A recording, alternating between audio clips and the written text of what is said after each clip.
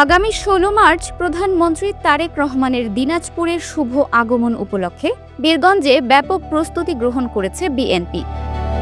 কাহারোল উপজেলার সাহাপাড়া এলাকায় খাল খনন কার্যক্রমের উদ্বোধন সফল করার লক্ষ্যে শুক্রবার সকালে বীরগঞ্জ উপজেলা বিএনপি কার্যালয়ে এক গুরুত্বপূর্ণ প্রস্তুতি সভা অনুষ্ঠিত হয়েছে। বীরগঞ্জ উপজেলা বিএনপির যুগ্ম সাধারণ সম্পাদক শওকত জুলিয়াস জুয়েলের সঞ্চালনায় সভায় প্রধান অতিথি হিসেবে উপস্থিত ছিলেন পানি সম্পদ প্রতিমন্ত্রী ফরহাদ হোসেন আজাদ। সভায় বিশেষ অতিথি হিসেবে যোগ দেন দিনাজপুর ১ আসনের সংসদ সদস্য আলহাজ মোহাম্মদ মনজুরুল ইসলাম। বীরগঞ্জ পৌর বিএনপির সভাপতি আলহাজ আমিরুল বাহারের সভাপতিত্বে অনুষ্ঠিত এই সভায় সফরের নিরাপত্তা ও জনসমাগম নিয়ে বিস্তারিত আলোচনা করা হয়।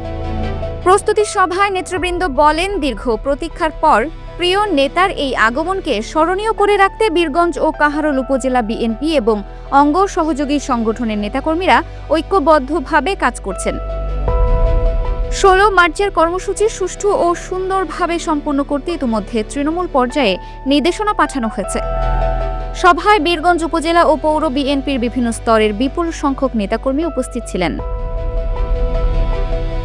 Dinajpur TV multimedia desk.